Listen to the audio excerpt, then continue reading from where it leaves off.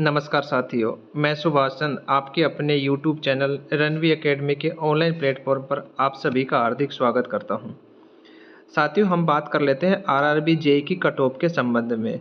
आज जैसे ही आंसर की आई, जो साथी कह रहे थे कि मैं 90 करके आया हूं, मैं 85 करके आया हूं, मेरे 2-4 काट के कम हो जाएंगे। साथियों, आपको बता दें कि जैसे स्टूडेंट एग्जाम देता है तो उसका मूड अलग रहता है। जैसे एग्जाम सेंटर से बाहर आता है तो सोचता है 2-4 गलत हो गए, और जैसे ही आंसर की आती है तो उसके मन में आता है कि ये तो मैंने आंसर लगाया ही नहीं, फिर कैसे हो गया। साथियों, ये मानवीय भूल है और ये छोटी छोटी माइनर मिस्टेक हो जाती है। इसमें आपको परेशान होने की और परेशानी लेने की कोई आवश्यकता नहीं है। अब आपने जो कुछ करना था वो आप कर चुके हैं। तो देखिए, इन्हीं आधार पर ये भी देखा गया है कि कौन सी शिफ्ट का पेपर हार्ड था और किस शिफ्ट का पेपर इजी था। तो साथियों, देखने में आया है एक सर्वे में कि जो पेपर है 17 तारीख का, इन 17 दिसंबर को जो इवनिंग शिफ्ट का पेपर था वो ज़्यादा हार्ड था, और जो 16 तारीख का था मॉर्निंग शिफ्ट का वो इजी पेपर था, थोड़ा इजी था। अब देखिए, जो नॉर्मलाइजेशन है वो कई चीज़ों पर डिपेंड करता है। एक डिपेंड ये भी करेगा कि पेपर का जो स्टैंडर्ड था वो किस प्रकार का था। दूसरा करेगा कि आपकी जो शिफ्ट में जो स्टूडेंट हैं वो कितने तैयारी वाले प्रिपरेशन वाले थे, तो उसके आधार पर भी यह डिपेंड करेगा।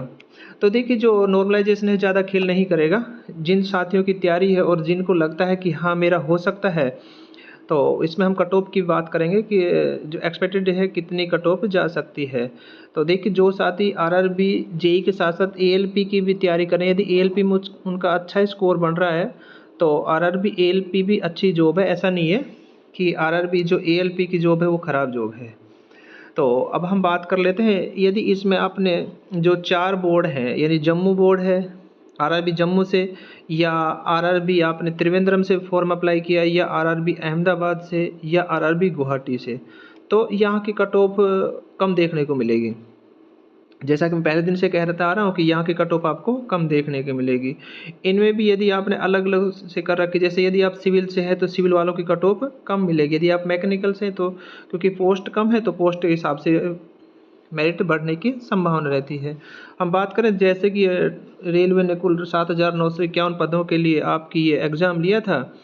इसमें जो CBT 1 में उन्हीं यानी जो कुल पोस्ट है उनका 15 गुना CBT 2 के लिए क्वालिफाई किया जाएगा। अब इसमें जो कट ऑफ है साथियों, ये कट ऑफ भी जैसे कि जो कैटेगरी नंबर 1, 2, 3, 4 थी, इसमें अलग अलग कैटेगरियों के लिए भी अलग अलग कट ऑफ जाएगी। चलिए हम मोटा मोटा बता दें, यदि आपने सिविल से हैं तो सिविल वालों की तो नो डाउट सभी जगह से कम जाएगी। तो अब ऐसा न माने साथियों कि आपका ही स्कोर कम हुआ है, स्कोर सभी का कम हुआ है, क्योंकि स्टूडेंट अपने आप से कम नहीं मानता। जब आंसर की आ जाती है तो उसको तो कोई चैलेंज करने वाला रहता ही नहीं है। तो यदि आपको लगता है कि कुछ इसमें एक आध क्वेश्चन में जो आपके साथ हो रही है, तो उनके लिए आप ऑथेंटिक प्रूफ लगाइए। रेलवे उस पर जरूर विचार करेगी और यदि आंसर चेंज हुआ तो आंसर चेंज किया जाएगा, परंतु ऑथेंटिक प्रूफ ही लगाएं, इस बात को आप ध्यान रखें। तो यदि हम बात करें, यदि आप सिविल से हैं तो सिविल में यदि आपके 58 यानी 58 से लेकर 60 तक बन रहे हैं, जनरल में हैं, तो आप सेफ स्कोर में आ रहे हैं। तो उसी प्रकार मैकेनिकल वाले अपने से 5 क्वेश्चन ज़्यादा लगा लें, क्योंकि वे सीटें भी कम हैं और तो वैकेंसियाँ कम है, तो नॉर्मल सी बात है कि ज़्यादा ही जाएगी।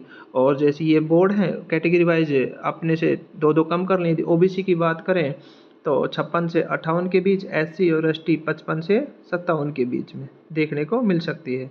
और यदि आपने भारत की 4 दिशाओं से भरा है, नॉर्थ, साउथ, ईस्ट, वेस्ट से भरा है, तो सिविल से हैं तो OBC की, यदि आप जर्नल से हैं और सिविल से आपने कर रखा है, अप्लाई किया है, तो जम्मू बोर्ड से आपको 55 तक देखा जा सकता है। यानी 55 यदि नंबर क्वेश्चन आपके बढ़ रहे हैं तो आप रेस में बने हुए हैं। तो इसी प्रकार से जो रिजर्व कैटेगरीज हैं वो अपने आप को 2 या 3 आगे कर लें।